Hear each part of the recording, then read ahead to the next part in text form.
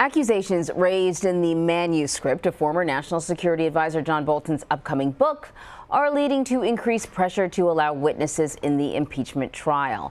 Some Republican senators who would express their openness to calling witnesses are now doubling down on that view. Meanwhile, others appear to be unmoved. So Nancy Cordes is on Capitol Hill. So Nancy, that's the question that people are asking over and over and over again. Will John Bolton testify?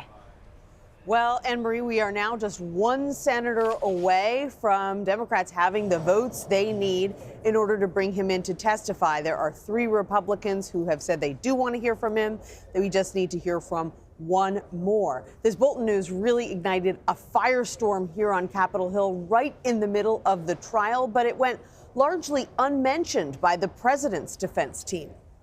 There was cause to raise the issue about the Bidens and Burisma. The president's legal team focused its defense yesterday on presidential candidate Joe Biden. After Vice President Biden was made U.S. point man for Ukraine, his son Hunter Biden ends up on the board of Burisma.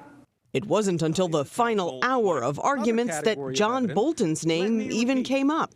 Nothing in the Bolton revelations, even if true, would rise to the level of an abuse of power or an impeachable offense. According to the New York Times, Bolton, in his upcoming book, says that President Trump directly conditioned military aid to Ukraine on an investigation into the Bidens. And while some Republicans shrugged that revelation off, I think it's going to vindicate the president. Democrats say the information Bolton has is more crucial than ever. First-hand knowledge mandates that we hear from him. And they just need 4 Republicans to side with them. 3 Republicans have already said they're open to it, including Utah Senator Mitt Romney. I think it's increasingly likely that other Republicans will join those of us who think we should hear from John Bolton.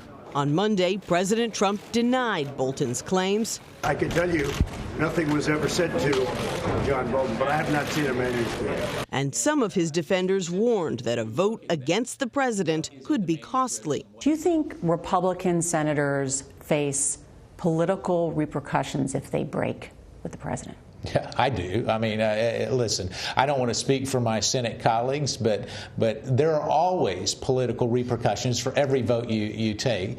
There is no vote that is higher profile than this. Hey, Nancy, we saw Mitt Romney in your piece there. You know, he's perhaps amongst Republicans one of the more outspoken critics of the president, so perhaps it's no surprise that he would be looking to call witnesses. But for others, there are, consequences. What would be the benefit of going against the president if you're a Republican senator and calling for witnesses?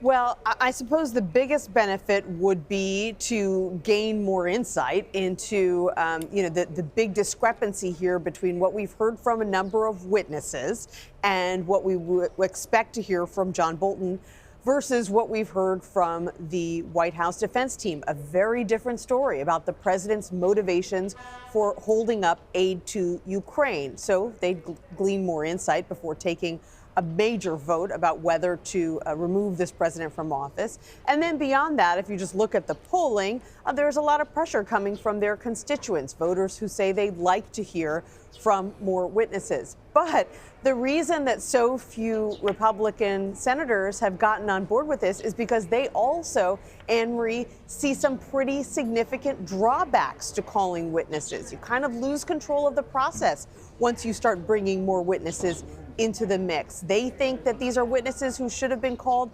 by the House. And if the White House blocked those witnesses from testifying before the House, then Democrats should have gone to court, even if it took months. And then, there's the prospect that this impeachment trial could end up stretching on for weeks, if not months, if the White House tries to block Bolton from testifying this time around. And that is something that Republicans would very much like to avoid. So there are a number of reasons why right now you only see 3 Senate Republicans saying publicly that they're open to hearing from witnesses. But Republicans have more control over the process. There's more of them.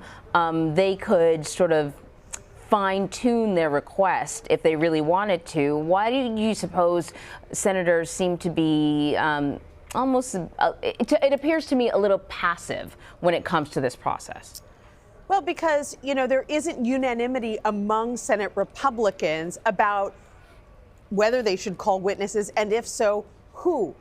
So, yes, they do have a slim majority in the Senate, but in order to make that majority work for you, everyone needs to be on the same page. So if you've got some Senate Republicans saying, hey, okay, maybe we do bring in witnesses, but then I really want to hear from Joe Biden. We should get one of our witnesses if they get one of theirs. But then you've got other Senate Republicans saying, that looks spurious. Joe Biden really isn't involved in the president's decision about whether or not to withhold aid to Ukraine. I don't want to hear from Joe Biden. In fact, I don't want to hear from anybody.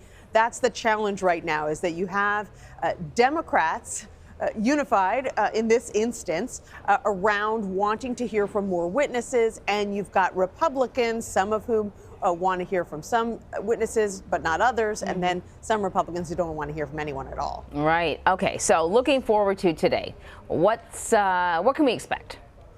Well, we can expect the president's defense team to wrap up its opening arguments, and we may even move to this 16-hour period of questioning where both sides have an opportunity to pass questions to the Chief Justice of the Supreme Court, who's been fairly silent up to this point, John Roberts, to ask questions of both the prosecution, the House managers, and the defense. And that'll be a very interesting process, because we'll get a sense of what is on these senators' minds. And finally,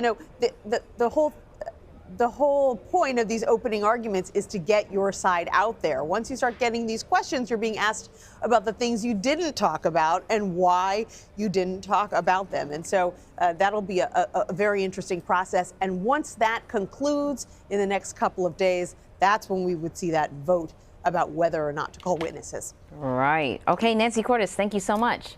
You're welcome.